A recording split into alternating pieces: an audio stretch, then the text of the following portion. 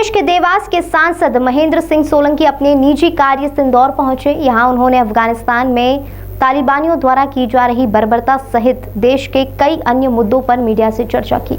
केंद्रीय मंत्री और राज्यसभा सांसद ज्योतिरादित्य सिंधिया की जन आशीर्वाद यात्रा में देवास के सांसद महेंद्र सिंह सोलंकी भी सम्मिलित हुए। उन्होंने कहा कि अफगानिस्तान में तालिबानियों द्वारा जो बर्बरता की जा रही है उसे लेकर भारत पूरी तरह से सजग है और अफगानिस्तान में फंसे भारतीयों को निकालने के लिए हर संभव प्रयास किया जा रहा है। यदि कोई भी अफगानिस्तान का नागरिक भारत में आता है तो उसे पूर्ण सुरक्षा दी जाएगी और उसकी भावनाओं का पूरा सम्मान किया जाएगा। नकारात्मक रवैया पार्लियामेंट में बताया था, उसके जवाब में निकाली जा रही है।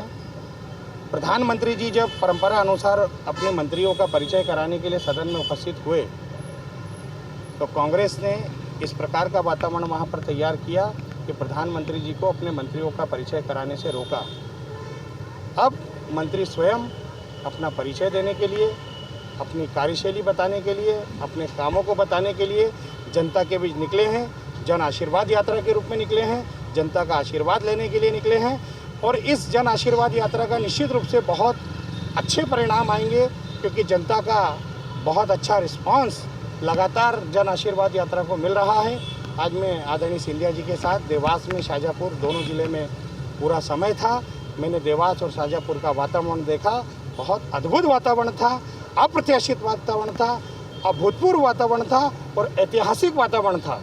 और ये सब चीज़ें इस बात का संकेत है कि आने वाले 2023 में और 2024 में भारतीय जनता पार्टी फिर से किला फतेह करेगी और कांग्रेस को धूल चटा देगी। अफगानिस्तान में जिस तरह से विवाद हो रहा है उसको लेकर भारत सरकार ने वहाँ पे फंसे लोगों को लेकर एक संदेश जारी किया है और वहाँ पर भी कई अफगानी छात्र छात्राएं रह रही है, उनको लेकर किस तरह की आप?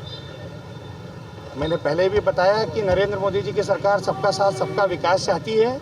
जो व्यक्ति भारत में रहता है उसकी सुरक्षा की जिम्मेदारी, उसकी भावनाओं की जिम्मेदारी केंद्र सरकार की है, नरेंद्र मोदी जी की सरकार की है। जो व्यक्ति भारत देश में रहता है उसकी पूरी सुरक्षा का जिम्मा हम लोग उठाएंगे, उसे सुरक्षा प्रदान करेंगे और उसकी भावनाओं का पूरा सम्मान करेंगे। तो क्या आने वाले दिनों में तालिबान से भारत को भी खतरा है, क्योंकि चीन और पाकिस्तान जिस तरह से तालिबानी हुकूमत की बात कर रहे हैं? नरेंद्र मोदी जी के नेतृत्व में भारत की सरकार, भारत किसी भी कठिनाई से का सामना करने के लिए पूरी तरह से तैयार है।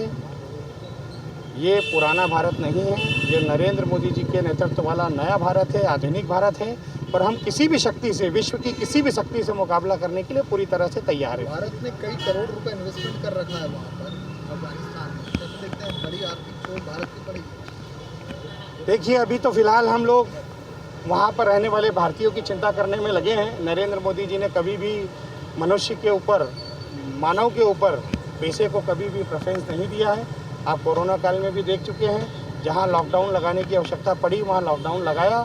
कभी भी नरेंद्र मोदी जी ने कभी अर्थव्यवस्था की कोई चिंता नहीं की। अभी भी हमारी पहली चिंता ये है कि जो भी भारतीय अफगानिस्तान में रहते हैं उन्हें हम सुरक्षित निकाल कर भारत लेकर आ जाएँ। आगामी स्थिति क्या देखते हैं? देखिए, जो सुरक्षा है वो जनता के लिए है और मेरा ऐसा मानना है कि जिस प्रकार का कोरोना महामारी का संक्रमण काल यहाँ पर चल रहा है, एक कठिन समय है। इस कठिन समय में हम सबको मिलजुल कर काम करना है। सरकार अकेले कुछ नहीं कर सकती, प्रशासन अकेले कुछ नहीं कर सकता। सरकार को, प्रशासन को, जनता को, सबको मिलकर काम करना पड़ेगा। और जो नियम बनाए जा रहे हैं, जो भी प्रोटोकॉल तय किया जा रहा है वो जनता की सुरक्षा के लिए किया जाता है।